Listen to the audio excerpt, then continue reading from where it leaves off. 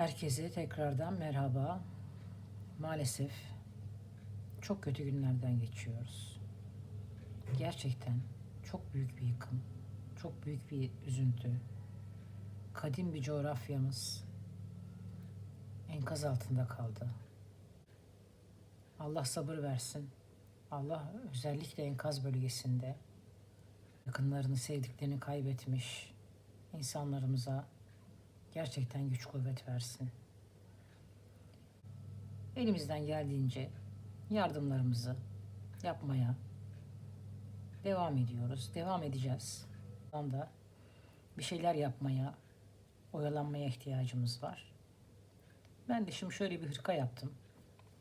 Kalın, dar, sıcak tutabilecek. Böyle bir hırka yaptım. Çok kolay. Elimizdeki yünleri değerlendirebiliriz. Ben mesela elimdeki yünleri değerlendirdim.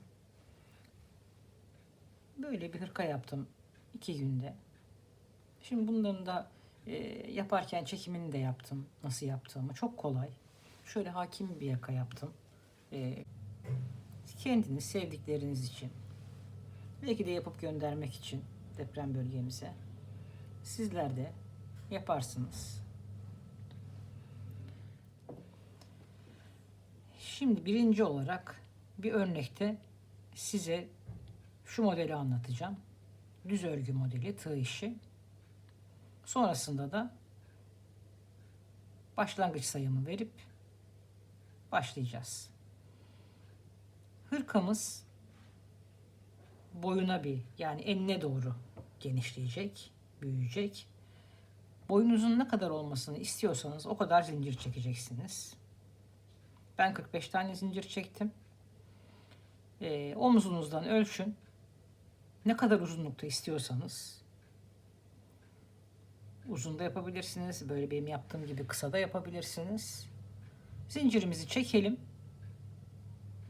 Hırkamızı enine doğru büyüteceğiz. Aynı şekilde kollarımızı da öyle. Çok kolay. Şimdi örnek başlıyorum ben.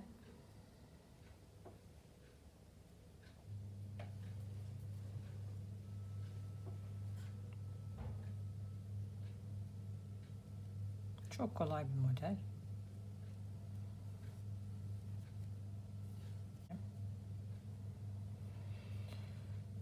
Şöyle bir çekelim zincirimize. Bir tane sık iğne yapıyorum. Her başlangıcımızda yapacağız bunu. Hemen yanındaki, bakın şurada 1 2 var. İkincisinden giriyorum. Yanındakinden de giriyorum. Beraber alıyorum. 1 2 3 var. En baştakinden girdim. Yanındakine battım. Beraber topladım. En baştakinden, yanındakinden beraber topladım. Model bu kadar basit. Bütün enimiz istediğimiz yere gelene kadar bu şekilde yapacağız. Yanındakinden giriş yaptım.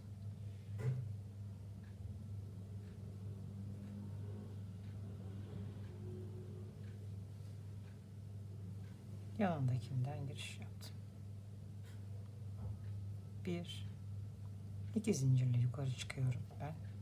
Tek zincirle de çıkılabilir. Şurada bir rahatlık olsun diye öyle yapıyorum. Hemen en baştakinden bir tane sık iğne, baştakinden girdim, yanındakine battım, beraber aldım.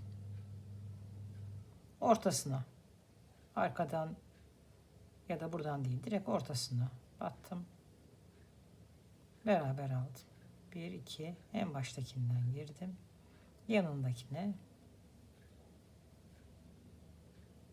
Bu kadar basit ama bir düz görünümlü, şişle yapılmış gibi oluyor.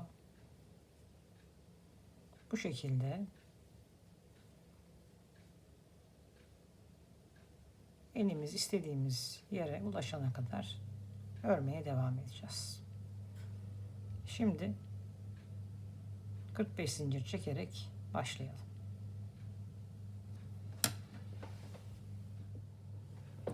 Şimdi örnekte göstermiştim.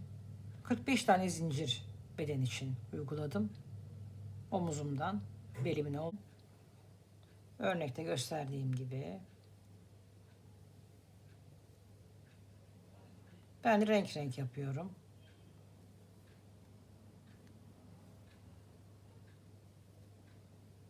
Elimde var olan iplerle değerlendirdim.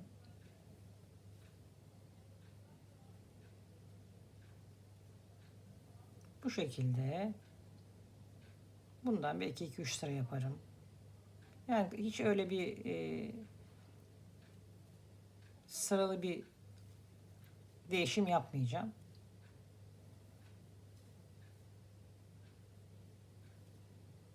Bazen 2 sırada, bazen 3 sırada bir renklerimi, elimde olan renklerin tabii düzenine göre devam ettireceğim.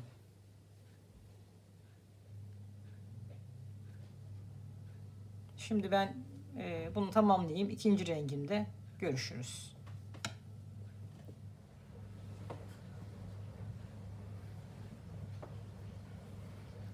İkinci rengime geçtim. Burada renklerimi öyle sırayla yapmıyorum. Bedenimin arka kısmında da bazen bir tane, bazen 2 tane, 3 tane diğer renklerden yaptım. Böyle karışık olsun istiyorum. Hem önlerde sıralı yapmadım renklerin geçişlerini. Bazen bir tane, bazen 2 tane, bazen biraz daha fazla. Böyle geçişler değişik oldu. Aynı şekilde bu önümde de öyle yapıyorum. Devam ediyorum önüme. İkinci rengimle. Bakın şurayı çok fazla sıkmayalım. Hatta ben bunu çıkaracağım şimdi. Bir daha yapacağım burayı. Buradan alıyorum. Diğerine geçiriyorum. Beraber alıyorum. Geçirdim. Yandakine 3 taneyi beraber aldım. Hemen önündekinden, yanındakinden bu şekilde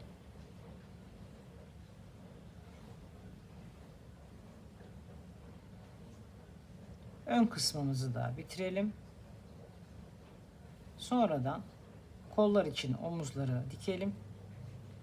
Kollarımıza başlayalım.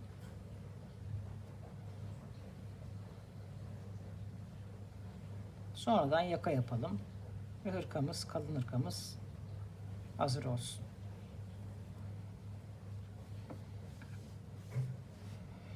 Boyunuzu dilediğiniz kadar istediğiniz beden ölçüsünde çekeceksiniz ve ene doğru büyüteceksiniz. Şimdi arkam, 2 tane önüm bitti. Uçlarımı birleştirmeden önce buraya, şuraları hem iplerimi toparlamak için hem de güzel bir dikiş olsun diye sık iğne yapıyorum. Sık iğneme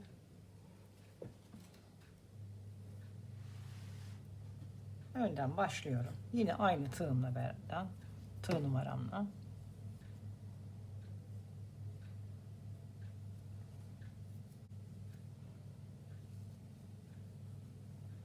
birer tane bir sıra sık iğne yapacağım.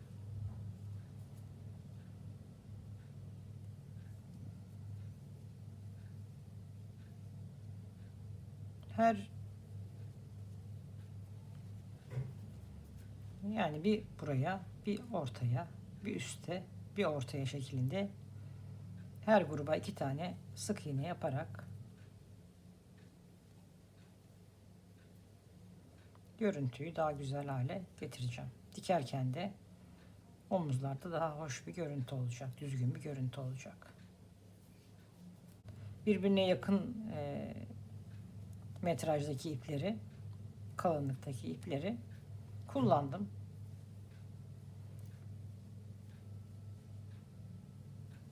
Hem onları değerlendirmiş oldum. Hem de bu modeli göstermek istiyordum size. Bunu da bu şekilde yaptım. Arkayı da aynı şekilde yapacağım. Şimdi kollarımız için dediğim gibi boyudan ne kadar zincir çekeceğimi, boyumu omuzumdan bileğime kadar o kadar zincir çekeceğim. 50 tane gibi zincir çekeceğim. Aynı modelimi yapacağım. Ondan sonra da devam edeceğiz. Şimdi gelin başlayalım.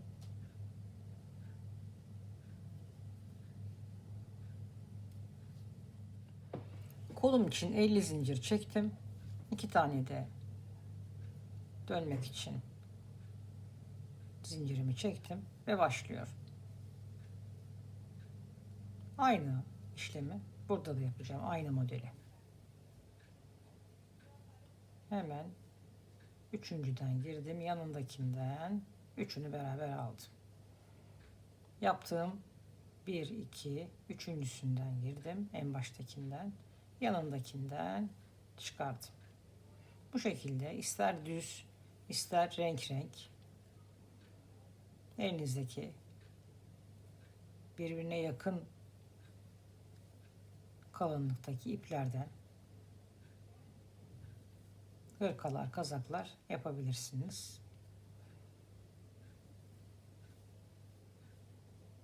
Bu şekilde devam edeceğim ben.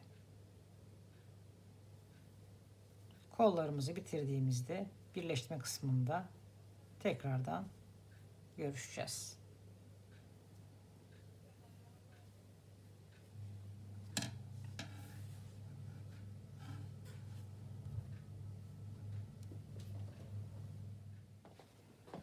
Şimdi hırkamızın omuzlarını, arkanın omuzlarına bir sıra sık iğnelerimi yaptım, temizledim iplerini.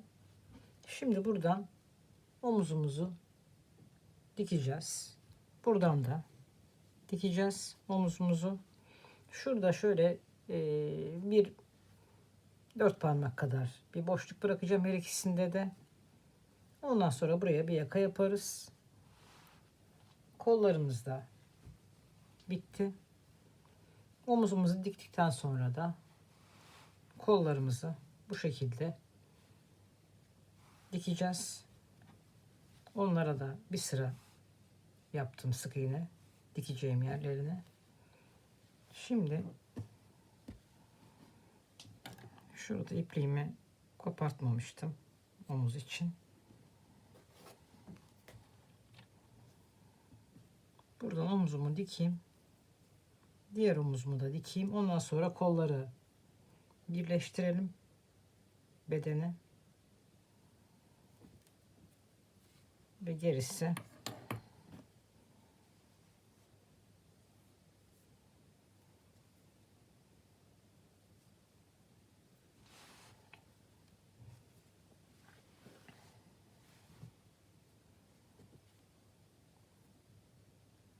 bir tane tut buradan düğümü attım. Hepsinin birinin arka bacağından, birinin ön bacağından alıyorum.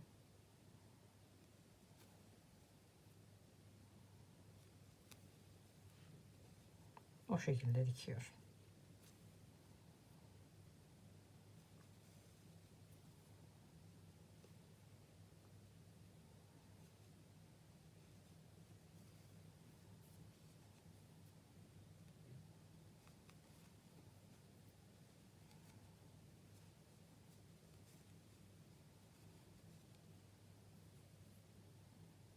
Bu şekilde devam edelim. Omuzlarımızı birleştirdik. İki omuzumuzu da buraya sonradan yaka yapacağız. Şimdi kolumuzu takalım.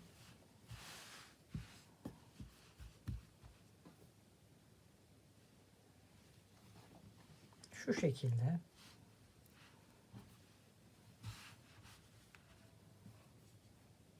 tam ortalayacağız. Omuzdan itibaren iki yanı ve buraya dikeceğiz kollarımızı.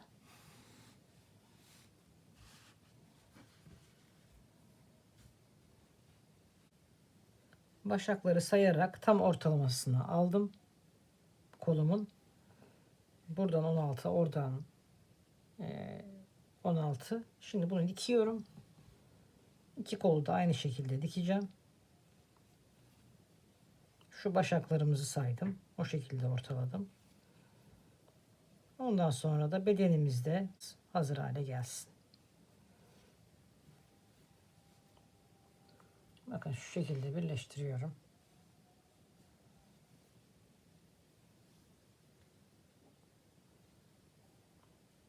Bir bu başaktan, bir bundan, bir bundan, bir bundan alarak dikeceğim. Bunlarımızı birleştirdik.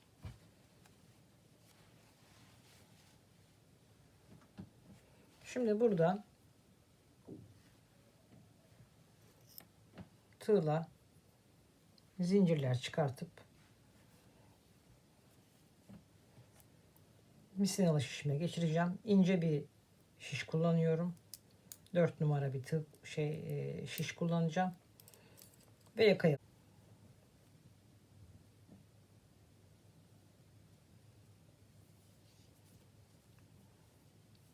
Arkası olmayan bir tığ olsun.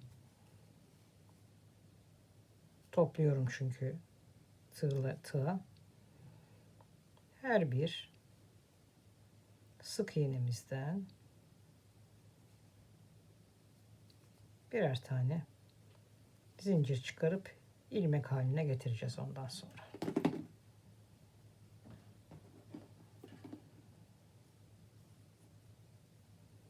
Şimdi her bir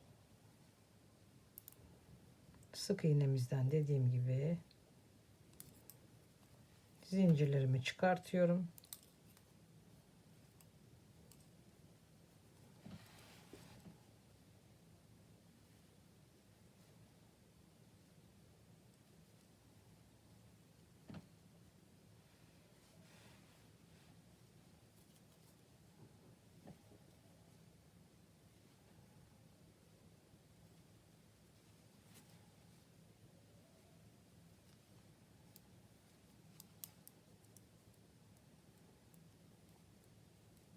Yakamızı yapacağız.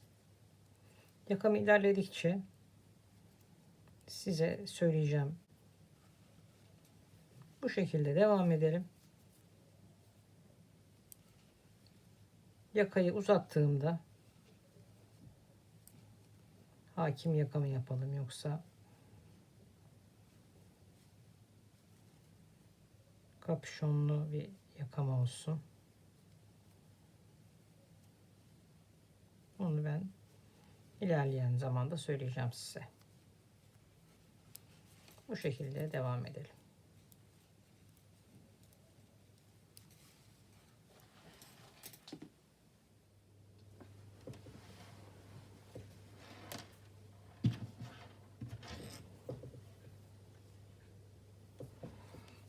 Yakamızı yapmaya devam ediyorum. 3 lastiği böyle üçlü 3 ters 300 yapıyorum.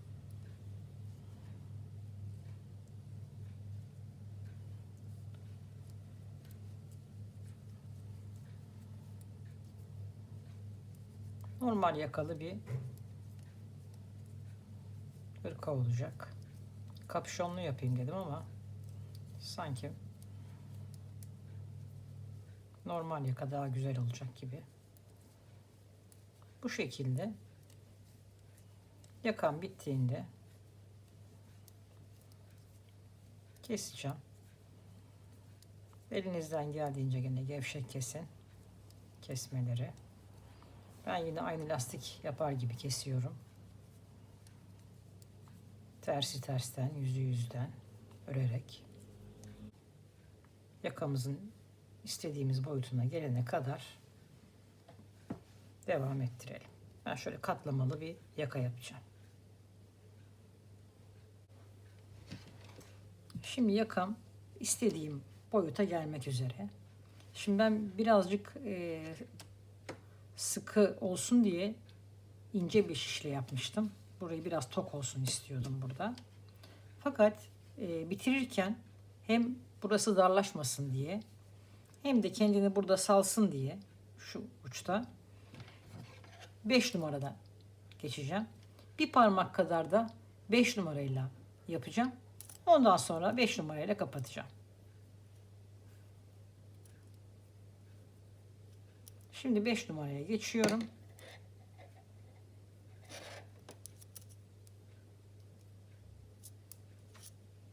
Şimdi üzerinde ben denedim. Buraya sadece bir sık iğne geçmeyi düşünüyorum. Kenarlarına düzgün olsun diye. Böyle cepken gibi hatta bir hırka oldu. Üstünde çok hoş durdu. Bakın. 5 numaraya geçtim.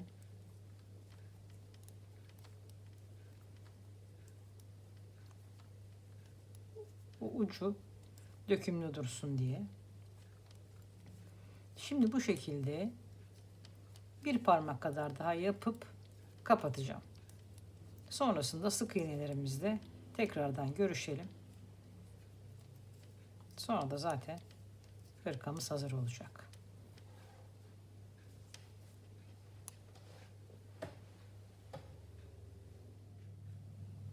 Kaydırdım, çıkardım. Yanındakinden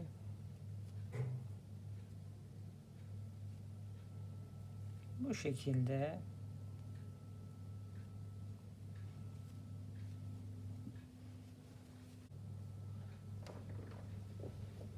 şimdi yapmaya devam ediyoruz. Bütün kenarlarına. Bakın şimdi köşesine geldim. Orada da bir minik bir püf noktası var. Köşe dönerken. Şimdi burada normalde şu içinden girip devam ediyoruz biliyorsunuz. Şimdi burada 1 2 zincir çektim. Birinci zincirimin ilkinden girdim. Hemen şu dibinden bir tane daha kaydırdım, çıkardım. Şöylece bir köşe dönüşü sağlamış oldum. Şimdi yeniden kaydırıyoruz, devam ediyoruz. Artık normal devam ediyorum.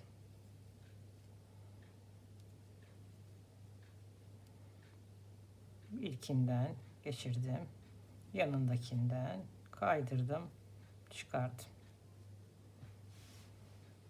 İlkinden geçirdim, yanındakinden birincisini kaydırdım, sonra çıkardım. Yanındakinden devam edelim, bitirelim. Sonradan şu yakamızı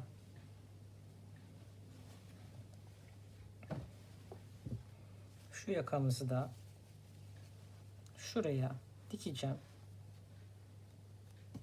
Bittikten sonra şu iki ucunu şöyle yüksek hakim yakalı bir hırkamız hazır olacak.